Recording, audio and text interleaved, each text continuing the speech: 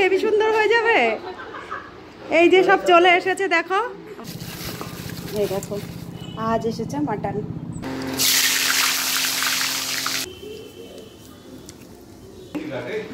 মাংস রান্না হচ্ছে।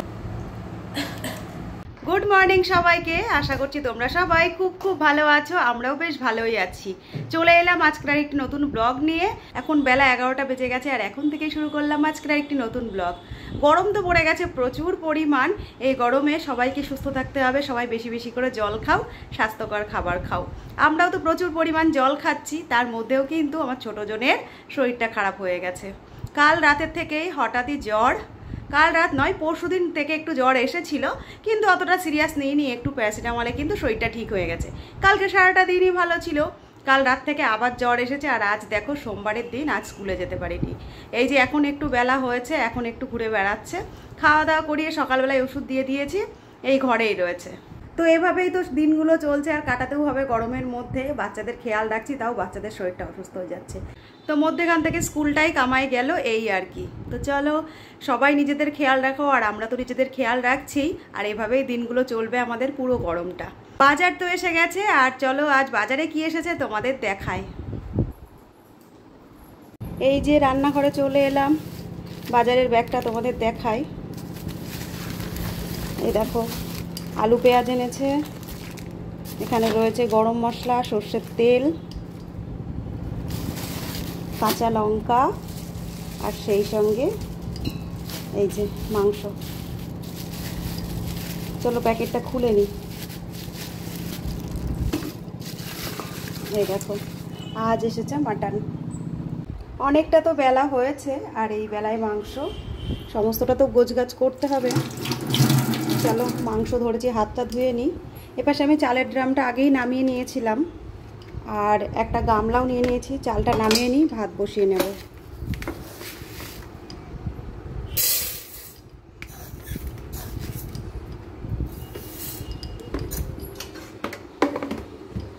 চলো ভাতটা বসিয়ে নিই, মাংসর সমস্তটা রেডি করে নিই।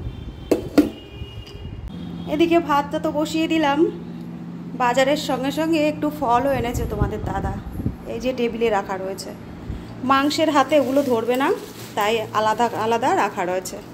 তো দেখো এখানে রয়েছে একটু কিশমিশ, একটু কাজু, এখানে রয়েছে একটা আপেল, না দুটো আপেল রয়েছে, রয়েছে একটুখানি শসা, আর সেই সঙ্গে কলা। তো এই আজকের বাজার, এই যে। আর এখন দেখো বেলা বেজে গেছে 11:10।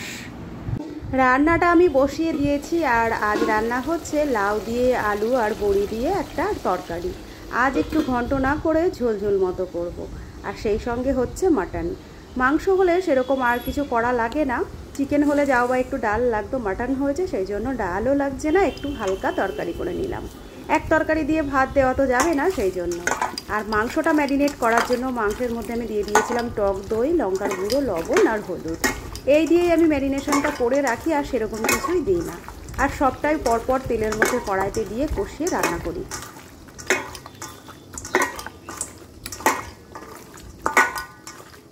খুব ভালো করে হাত দিয়ে একদম সুন্দর করে চটকে চটকে মেখে নিলাম। আর ম্যারিনেশন যদি হাত দিয়ে এইভাবে মেখে নেওয়া যায় তাহলে খুব ভালো হয়, আর মাংসটা অনেকটা সফট হয়। তো এইদিকে আমার মাংসটা ম্যারিনেট করা হয়ে গেছে, বাকি যা যা দরকার সেগুলো কেটে নেব। এখনও আমি পেঁয়াজটা কাটিনি। এখানে তো নিয়ে নিয়েছি 3টে পেঁয়াজ, আর একটা পেঁয়াজ নেব আর কেটে নেব। সব কিছু গুছিয়ে নিয়ে তারপরে রান্নাটা করব। রান্নাটা আমি পুরোটা করতে পারিনি, রান্নাটা হাফ করে তারপরে সমস্ত কাজ দেখো সেরে নিয়েছি। এই যে ঘর দুয়ার গুছিয়ে সমস্ত কাজ সেরে, বাসন মেজে, রান্নাঘর পরিষ্কার করে স্নান করে নিলাম। আর এখন বাকি রান্নাটা করব।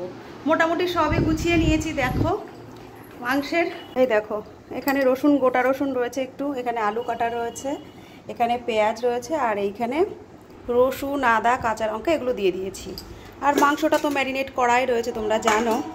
তো এগুলো সমস্ত গোছগাছ রয়েছে, এখন শুধু মশলাটা পেস্ট করে রান্নাটা বসিয়ে দেব। এবারে চলো তোমাদের বলে দিই রান্নাটা করতে কেন দেরি করলাম, আর স্নান মধ্যে কেন করে এলাম। হঠাৎই তোমাদের দাদার বন্ধু ফোন করেছে যে ওরা আমাদের এখানে এসেছে, চাকদা এসেছে, আর ওরা গেছে জগন্নাথ মন্দিরে। তো সেই কারণেই ভাবলাম একবারে স্নান করে নিই, ওরা যদি চলেও আসে রান্না করতে করতে গল্প করা যাবে। আর কেউ আসলে পরে একটু কথা না বললে হয় বলো, গল্প তো করতেই হবে। আজকের দিনটা সোমবার, ওরা এসেছে মঠে ওই মন্দিরে, ওখানেই দুপুরের খাওয়ার ব্যবস্থা আছে। আর আজকে ওদের নিরামিষ। আর আমরা সকাল থেকেও জানতাম না, হঠাৎই ফোন করেছে। আমাদের মাংসটাও আনা হয়ে গেছে, তাই ওরা এখানে আর দুপুরের খাওয়া দাওয়া করবে না, মন্দির থেকেই হয়তো দুপুরের খাওয়া দাওয়াটা করে আসবে। তবুও ওদের জন্য আমি একটুখানি লস্যির ব্যবস্থা রেখেছি, আর সেই সঙ্গে একটু মিষ্টি তো আছেই। আর আমাদের রান্না বান্নাটা বাকিটা আমি করে নিই। চলো, এখন তো অনেকটাই বেলা হয়ে গেছে, স্নানটা করে নিয়েছি, শুধু মাংসটুকু করলেই হয়ে যাবে। তো রান্নাটা তাহলে করে নিই।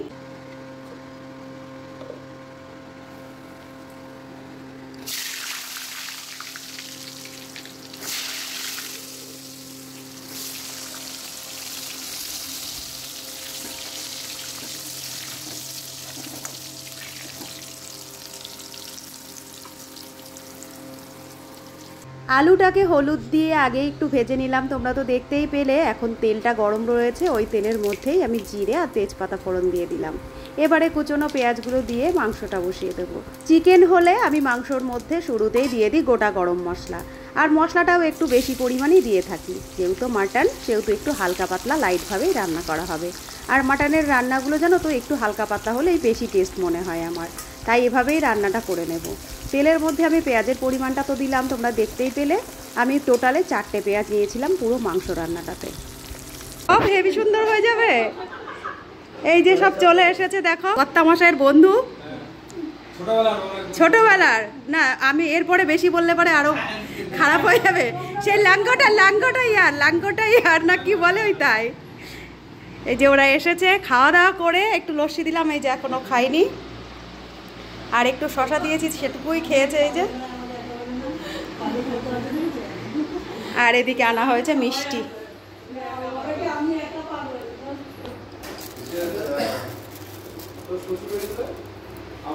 চলো, ওদেরকে এগুলো একটুখানি রেডি করে গুছিয়ে দিয়ে নিই। আর এইদিকে তো রান্না হচ্ছে আমার, এই যে মাংস রান্না হচ্ছে,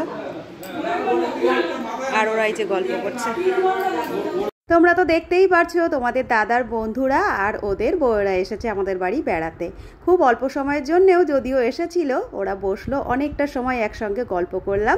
অনেক দিন পরে তোমাদের দাদা বন্ধু বান্ধব পেয়ে কিন্তু আজ খুব আনন্দ হয়েছে, সেটা তোমরা দেখতেই পারছো।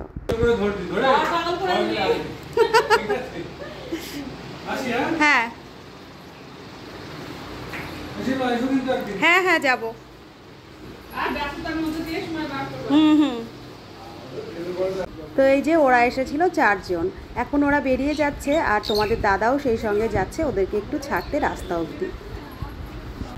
তো এই যে তোমাদের দাদার বন্ধু বান্ধব তো সবাই চলে গেছে, আর আমরা বসে গেছি দুপুরের লাঞ্চ করতে।